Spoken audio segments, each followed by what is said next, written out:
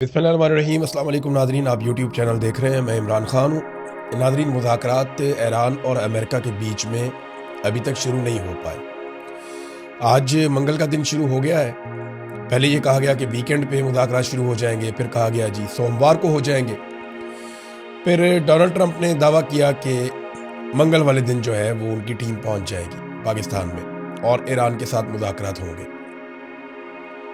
एक तरफ अमेरिका का मौक़िफ़ है जो बार बार बदल रहा है और उसके रीज़न्स भी हैं। पहले आप देख लें, डोनाल्ड ट्रंप ने जो लेटेस्ट बयान दिया है वो ये है कि डेमोक्रेट्स ईरान के हवाले से हमारी इस वक्त की इंतहाई मजबूत पोजीशन को नुकसान पहुंचाने की हर मुमकिन कोशिश कर रहे हैं।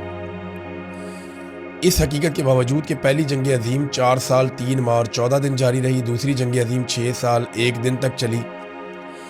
अब ये जंगों का हवाला डोनाल्ड ट्रंप इसलिए दे रहे हैं ताकि वो अपने नुकसान को कम करके साबित करें कि देखें ना, जंग अजीम तो इतनी लंबी चलती हैं, लड़ाइयाँ बहुत लंबी चलती हैं, हमने तो बहुत मुख्तसर लड़ाई की है। इससे पहले वो अफ़गानिस्तान के अंदर लड़ाई या इराक़ के अंदर लड़ाई, इन चीज़ों के हवाले भी दे चुके हैं। उन्होंने कहा जी 6 हफ्तों का मैंने वादा किया था, हमने काफ़ी कामयाबियाँ हासिल की हैं।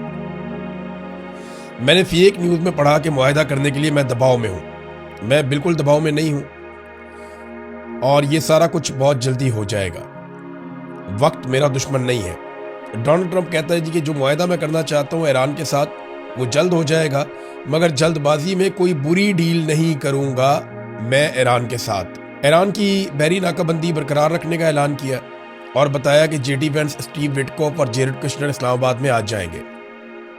अब मंगल का दिन, जेडी वेंस कहाँ पे हैं उनके बारे में खबर आती है अमेरिका से, और ख़बर ये बताती है कि जेडी वेंस का तैयारा भी तैयार है और वो सिर्फ इंतज़ार कर रहे हैं कि किस वक्त तेहरान की जानिब से इशारा मिले और ईरान के इशारे के बाद वो रवाना हो जाएं पाकिस्तान, इस्लामाबाद की जानिब, और जाकर मुज़ाकरात का हिस्सा बन जाएं। जो जेडी वेंस आखिरी खबरें आने तक, जब मैं ये वीडियो रिकॉर्ड कर रहा हूँ, अभी तक जो इत्तलात मैंने देखी हैं, उन्होंने अपना ट्रैवल शुरू नहीं किया और वो इंतज़ार कर रहे हैं ईरान का। अब ये हालात पैदा हो गए कि अमेरिका मुज़ाकरात के लिए जल्दी कर रहा है, मुज़ाकरात की टेबल पर बैठना चाहता है। ईरान को कोई जल्दी नहीं है मुज़ाकरात की टेबल पे आने के लिए। ईरान की जानिब से लगातार जो बयानात आ रहे हैं वो भी ऐसे ही हैं। अगर आप बाकर कालिबाफ का बयान देखें तो उन्होंने जो हालिया स्टेटमेंट दिया, या जो इराक़ची ने हालिया स्टेटमेंट दिया, या ईरानी सदर ने, वो सारे मिलते जुलते हैं। पहले ईरानी सदर को देखते हैं। ईरानी सदर ने कहा कि ईरान और अमेरिका के दरमियान मुज़ाकरात के मुमकिना दूसरे दौर से कबल ईरानी सदर ने यह कहा कि ईरान कभी ताकत के आगे सर नहीं झुकाएगा, ईरानी कभी नहीं झुकेंगे। उन्होंने कहा कि ईरान में अमरीकी हुकूमत के हवाले से गहरा तारीखी अदम एतमाद पाया जाता है जो अभी भी मौजूद है, हम उन पर भरोसा नहीं कर सकते। ईरानी सदर ने कहा कि बामानी मुज़ाकरात की बुनियाद वादों की पासदारी पर कायम होती है। अगर आप वादे तोड़ेंगे, जंगबंदी के वादों की खिलाफ वर्जी करेंगे और धोखा देंगे तो फिर बामानी मुज़ाकरात नहीं हो सकेंगे। अमरीकी हुकाम की जानिब से गैर तामीरी और मुतज़ाद इशारे एक तलक पैगाम देते हैं। वो ईरान के हथियार डालने के ख्वाहिशमंद हैं कि ईरान अपने हथियार फेंक दे। इराक़ची ने एक और बड़ी इंपॉर्टेंट बात की है, जो वज़ीर ख़ारजा है अब्बास इराक़ची। उन्होंने कहा कि इसहाक डार साहब के साथ भी उन्होंने टेलीफोनिक बात की है। उनके स्टेटमेंट्स वैसे भी आ रहे हैं कि ईरान अमेरिका के हवाले से तमाम पहलुओं का जायजा लेकर आइंदा के लाएअमल का फैसला करेगा। और ईरान की वज़ारत ख़ारजा ने यह भी कह दिया है कि इतनी जल्दी नहीं है हमें। उन्होंने कहा कि अभी हमारे पास कुछ ऐसा नहीं है जिस पे जाके हम अमेरिका के साथ मुज़ाकरात करें। और रीज़न वो ये बताते हैं कि एक तो जो नाकाबंदी की गई है पूरे खित्ते की, आबना हुर्मुज़ की चारों तरफ से अमेरिका की जानिब से, वो कहते नहीं वो काबिल कबूल नहीं है। ये जो नेवल एक ब्लॉकेज डोनाल्ड ट्रंप ने लगाया है उसके ऊपर ईरान मजम्मत कर रहा है। वो कह रहे हैं जी इसकी मौजूदगी में ये जंगबंदी की खिलाफ वर्जी है, हम मुज़ाकरात आगे नहीं बढ़ा सकते। और ये बात फील्ड मार्शल आसिम मुनीर ने डोनाल्ड ट्रंप से बात करते हुए बता भी दी है। और डोनाल्ड ट्रंप को ये मशवरा भी दिया गया। 2 मशवरे पाकिस्तान ने डोनाल्ड ट्रंप को दिए। एक मशवरा ये दिया है कि ईरान मुज़ाकरात की टेबल पर नहीं आएगा अगर आप ब्लॉकेज जारी रखेंगे तो डोनाल्ड ट्रंप को मशवरा दिया है कि आप ब्लॉकेज ख़त्म करें। दूसरा मशवरा डोनाल्ड ट्रंप को पाकिस्तान ने यह दिया है कि आप अवामी सतह के ऊपर जो सख्त बयानात देते हैं ईरान के बारे में, वो बयानात भी आप ना दें। کیونکہ ایران جنگ نہیں ہارتا تو جنگ کا تاثر بھی نہیں ہارنا چاہتا. یہ بھی ایران کے لیے ایک بڑا ایشو ہے. اور امریکہ کے لیے ایشو یہ بن گیا ہے کہ دنیا کی وہ جگہ جہاں پہ وہ پہلے بہت مضبوط تھا, اس سے بہت فائدہ ہوتا تھا, وہ بھی اس کے ہاتھ سے نکل رہی ہے. مثال کے طور پہ پولیٹیکو کی ایک رپورٹ ہے. یہ رپورٹ میں بتاتی ہے کہ بحرین میں, انڈونیشیا میں اور آذربائیجان میں امریکی مفادات کا نقصان ہوا. بحرین میں عوامی رائے بہت تیزی سے تبدیل ہوئی ہے اور وہ ایران کی طرف جھکاؤ اس کا بڑھ رہا ہے. اسی طرح جو ہے انڈونیشیا میں ایران کی حمایت بڑی ہے, امریکہ کی مخالفت بڑی ہے. اب انڈونیشیا اس سے پہلے بورڈ آف پیس کے زیر انتظام چلنے کے لیے وہ ایک فوج بھی دے رہا تھا جسے اسٹیبلائزیشن فورس کہتے ہیں, کہ ہم ایک فورس دیں گے, فوجی بھجوائیں گے. اب وہاں پہ وہ دباؤ ہے, وہ بھی معاملہ خراب ہو گیا. تیسرا جو آذربائیجان ہے وہ ایران کی ڈرون صلاحیت اور جو مذہبی اثرات ہیں, کیونکہ آذربائیجان مسلمان ملک ہے اور وہاں پہ زیادہ تعداد میں اہل تشیع رہتے ہیں, تو اس کی وجہ سے بھی ایک نقصان امریکہ کو ہے. لیکن میں ایک چیز آپ کو بتاؤں کہ اسرائیل اپنے تیل کی زیادہ تر ضرورت آذربائیجانی تیل سے پوری کرتا ہے. یہ شاید آپ کو نہیں پتا. اور اسرائیل کو یہ تیل فراہم کرتا ہے ترکی. 2 ممالک سے اسرائیل کو تیل جاتا ہے جس سے اسرائیل کے معاملات چلتے ہیں اور اسرائیل کو بہت فائدہ ہوتا ہے. تو اسرائیل کی انرجی کی ضروریات 2 مسلمان ملک پوری کرتے ہیں, اور تیسرا مسلمان ملک ترکی ہے جو اسرائیل کی تیل کی ضروریات پوری کرنے کے لیے مدد فراہم کرتا ہے. یعنی چاہے وہ باسفورس ہو, چاہے وہ ترکی میں سے گزرنے والی پائپ لائن ہو, کچھ بھی ہو, اسرائیل کی جو انرجی کی ضروریات ہیں وہ ترکی کے ذریعے سے پوری ہوتی ہیں. تو ترکی آپ دیکھتے ہیں اکثر وہ زبانی جمع خرچ چلتا رہتا ہے, اسرائیل ترکی کے خلاف, ترکی اسرائیل کے خلاف, لیکن یہ آپس میں جنگ نہیں کرتے. ترکی کی قیادت اسرائیل کے خلاف سخت ترین بیانات دے کے اپنی عوام کے اندر مقبول ہوتی ہے. اسی طرح جو اسرائیلی قیادت ہے وہ ترکی کے خلاف سخت ترین بیانات دے کر اپنی عوام میں مقبول ہوتے ہیں, اور دونوں آپس میں لڑتے نہیں ہیں بلکہ ایک دوسرے کا مفاد بھی دیکھتے ہیں. آپ دیکھیں نا کیسے وہ جو پائپ لائن ہے وہ وہاں سے گزرتی ہے اور ترکی میں سے سارا تیل جاتا ہے, گیس جاتی ہے, جو اسرائیل کو چاہیے وہ ترکی میں سے گزر کر ملتا ہے. ایک فیکٹ تھا, میں نے کہا میں آپ کے سامنے رکھ دوں. اسی طرح جو ہے وہ ایک اور سٹیٹمنٹ بھی ہے اور وہ غالباف کا ہے. وہ کہتے ہیں جی اب یہ اس طرح نہیں ہوتا کہ آپ جنگ بندی کی خلاف ورزیاں کریں اور دھمکیوں کے سائے کے اندر مذاکرات کریں, تو ہم دھمکیوں کے سائے میں مذاکرات نہیں کریں گے. یہ اب ایران کا جواب ہے. دیکھیں اس میں ایک چیز جو مجھے لگتی ہے نا, ایرانی اس دفعہ بڑے سیریس ہیں اور انہیں لگتا ہے کہ اگر وہ پاکستان جاتے ہیں تو ان پہ کوئی حملہ نہ ہو جائے. لاسٹ ٹائم کے حوالے سے بھی یہ بتایا گیا کہ انہوں نے اپنے بہت سارے پلان تبدیل کیے تھے. جب وہ واپس گئے تو وہ الگ ایئرپورٹ پہ اترے اور وہاں سے انہوں نے الگ طریقے سے سفر کیا. تو ایرانی یہ خدشہ ان کو ہے کہ ہماری قیادت کو نشانہ بنایا جا سکتا ہے, کیونکہ اس سے پہلے ایرانی قیادت کو بار بار نشانہ بنایا گیا. امریکنز کو بھی یہ خدشہ رہتا ہے, لیکن خطے میں امریکی ہتھیار اتنی بڑی مقدار میں موجود ہیں کہ ان کا کنٹرول خطے پہ بہتر ہے. لیکن ایران کا کم سے کم اپنے ملک میں اور آبنۂ حرمت میں تو اچھا کنٹرول ہے. اور یہ چھیڑ بنی ہوئی ہے ڈونلڈ ٹرمپ کے لیے کہ آبنۂ حرمت کو کیسے کھلوانا ہے. ڈونلڈ ٹرمپ جو ہے وہ امریکی میڈیا کے بھی بہت سخت خلاف ہو گیا. ڈونلڈ ٹرمپ نے کہا کہ میں ایک جنگ جیت رہا ہوں, بہت بڑے فرق سے جیت رہا ہوں, حالات بہت اچھے جا رہے ہیں, ہماری فوج نے شاندار کارکردگی دکھائی ہے. لیکن اگر آپ جعلی خبروں کو پڑھیں جیسے کہ دا نیو یارک ٹائم یا بالکل ہی خراب اور گھٹیا وال اسٹریٹ جرنل یا اب تقریباً ختم ہو چکا واشنگٹن پوسٹ, یہ امریکہ کے 3 ٹاپ کے ادارے ہیں, تو کہتے ہیں پھر آپ کو لگے گا کہ آپ جنگ ہار رہے ہیں. دشمن الجھن میں ہے کیونکہ وہ بھی یہی میڈیا رپورٹس دیکھتے ہیں, لیکن وہ یہ بھی جانتے ہیں کہ ان کی بحریہ مکمل طور پر تباہ ہو چکی ہے, ان کی فضائیہ اندھیرے رن ویز پر چلی گئی ہے اور ان کے پاس کوئی اینٹی میزائل یا اینٹی ایئر کرافٹ نظام نہیں بچا. ان کے سابقہ رہنما زیادہ تر ختم ہو چکے ہیں, اور شاید سب سے اہم بات یہ ہے کہ ناکہ بندی, جسے ہم نے اس وقت تک ختم نہیں کریں گے جب تک کوئی ڈیل نہیں ہو جاتی, ایران کو بری طرح تباہ کر رہی ہے. اب یہاں امریکہ کے ٹاپ میڈیا کو برا برا کہتے ہوئے ڈونلڈ ٹرمپ نے ایک مرتبہ پھر کہا کہ وہ جب تک ڈیل نہیں ہو جاتی تب تک ناکہ بندی ختم نہیں کرے گا, اور $500 ملین کا وہ روزانہ نقصان بھی اٹھا رہا. تو ڈونلڈ ٹرمپ کو امریکن میڈیا پہ بالکل ویسے ہی غصہ ہے جیسے پاکستانی اسٹیبلشمنٹ کو پاکستانی میڈیا پہ غصہ آتا.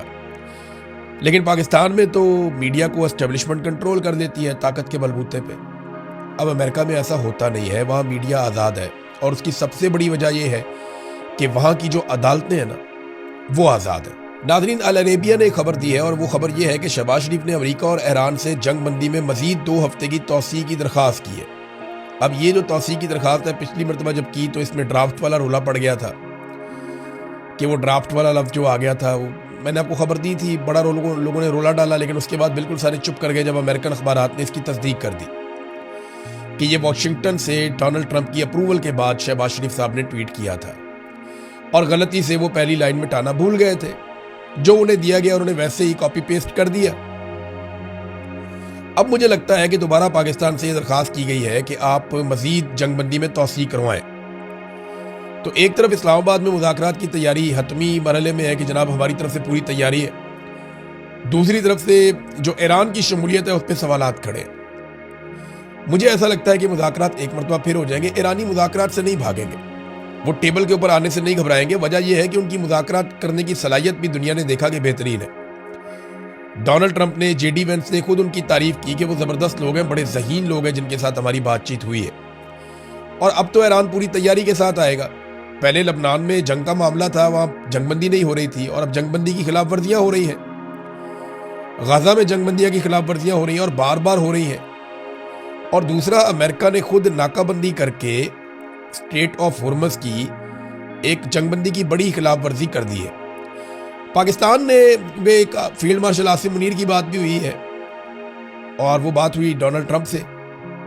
تو پاکستان نے امریکہ کو یہ یقین دلایا ہے، یا ٹرمپ کو یہ یقین دلایا ہے کہ ایران ضرور مذاکرات میں آئے گا بھی، اور ایران کچھ چیزوں میں لچک بھی دکھائے گا، لیکن امریکہ کو بھی کچھ چیزوں میں لچک دکھانی پڑے گی۔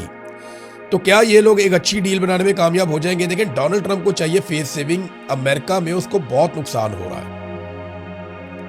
63% لوگ تو ویسے ہی امریکہ میں ڈونلڈ ٹرمپ کے خلاف ہو گئے ہیں۔ جو باقی بچے ہیں وہ یہ کہہ رہے ہیں کہ ٹرمپ کو بھی لڑائی میں جیتنا پڑے گا ہر حال میں، اور اگر ڈونلڈ ٹرمپ لڑائی سے پیچھے ہٹ جاتا ہے بغیر کوئی فیس سیونگ لیے ہوئے، یا کوئی بھی بڑی وار ٹرافی اٹھائے ڈونلڈ ٹرمپ پیچھے ہٹ جاتا ہے، تو ایسی صورت میں باقی لوگ بھی ڈونلڈ ٹرمپ کے ہاتھ سے نکل جائیں گے۔ تو ٹرمپ امریکہ میں بہت بری طرح غیر مقبول ہو جائے گا، اور اس کے لیے جو مڈ ٹرم الیکشن ہے وہ جیتنا ایک خواب بن جائے گا۔ پھر امریکی جنگی مشینری کے اوپر بڑے بڑے سوالات اٹھائے جا رہے ہیں، اور یہ سوالات نیو یارک ٹائم نے اٹھائے ہیں۔ انہوں نے بتایا کہ یہ جو جنگ ہوئی ہے اس نے امریکہ کو کچھ سبق دیے ہیں، خاص طور پہ یہ سبق دیے ہیں کہ اب بمبار طیارے اور طیارہ بردار جو بحری بیڑے امریکہ کے تھے وہ اتنے بااثر نہیں رہے جتنے ماضی میں ہوا کرتے تھے۔ ایران سے لڑائی میں امریکہ کو بہت سبق ملا ہے کہ امریکہ کے ہتھیار اب وہ قابلیت نہیں رکھتے۔ جدید دور میں انہیں لڑنے کی اسٹریٹجی اور ہتھیاروں کی حکمت عملی کو بدلنا پڑے گا۔ جیسا کہ میں نے آپ کو پہلے بتایا تھا کہ ٹینکس اب وہ چیز نہیں رہے جو ماضی میں ہوتے تھے، ایک ڈرون کے مقابلے میں 10 ٹینک بھی کام نہیں کر سکتے۔ تو ایران نے بڑی جدید لڑائی لڑی ہے کم وسائل کے ساتھ، اور امریکہ کے ہتھیار بہت زیادہ تھے، بڑے طاقتور تھے، لیکن جدید لڑائی میں امریکہ کی حکمت عملی ایران سے بہتر نہیں تھی۔ اور یہ بات تمام امریکی اخبارات اور تمام امریکی میڈیا تسلیم نہ صرف کر رہا ہے بلکہ وہ اس کو چھاپ رہے ہیں۔ اسی بات پہ ڈونلڈ ٹرمپ بہت غصے میں بھی ہے۔ ایران نے کچھ امریکی کروز میزائل صحیح سلامت حاصل کر لیے ہیں، یہ بھی خبر آئی ہے، اور یہ انٹرنیشنل میڈیا پہ آئی ہے۔ دیکھیں، امریکہ نے جب آپ اتنے سارے میزائل مارتے ہیں ہزاروں کی تعداد میں، تو کچھ ایسے بھی ہیں جو آپ کے بلاسٹ نہیں ہوتے، جو میزائل پھٹتے نہیں ہیں۔ جیسے کہ پاکستان کے ساتھ ایک دفعہ ہوا کہ ٹام ہاک میزائلز جو کروز میزائلز ہیں وہ امریکہ نے چلائے افغانستان میں، ان میں کچھ جو ہے وہ بلوچستان میں گر گئے، تو وہ پاکستانیوں نے اور چائنیز نے قابو کر لیے۔ تو نواز شریف نے پوری دنیا کو یہ بتایا تھا برطانیہ میں کھڑے ہو کر کہ ہم نے امریکی ہتھیاروں کو قابو کیا، اور پھر ہم نے ان کی ریورس انجینئرنگ کی، اور پھر ہم نے ٹام ہاک میزائل کی طرز کے اوپر اپنے میزائل بنا لیے۔ یہ نواز شریف نے، سابق وزیر اعظم نے پوری دنیا کو بتایا تھا لندن میں کھڑے ہو کر۔ تو اسی طرح اب ایران کے پاس بھی امریکی کروز میزائل صحیح سلامت حالت میں موجود ہیں انٹرنیشنل رپورٹس کے مطابق، اور ایرانی میزائل پروگرام کی بہتری میں اب وہ انہیں استعمال کر سکتے ہیں۔ تو یہ بھی امریکہ کے لیے ایک پنگا۔ تو یہ لڑائی بہت سارے حوالوں سے امریکہ کے لیے مشکلات پیدا کرے گی، اسرائیل کے لیے بھی مشکلات پیدا کرے گی، کیونکہ خطے میں اسرائیل نے رہنا ہے اور لڑائی اسرائیل کی ایران کے ساتھ ہونی ہے۔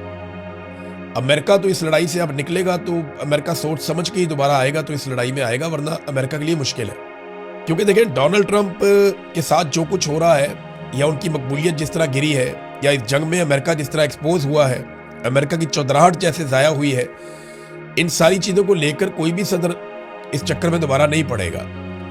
ایک سینیٹر ہے امریکہ میں، انہوں نے یہ سٹیٹمنٹ دیا ہے ڈونلڈ ٹرمپ کی فیملی کی کرپشن پر، اور اس جنگ کے دوران جس طرح وہ پیسہ بنا رہے ہیں اس کے بارے میں انہوں نے بات کی ہے۔ سینیٹر جان اوسوف، انہوں نے ٹرمپ کے داماد جیرڈ کشنر کے بارے میں بیان دیا۔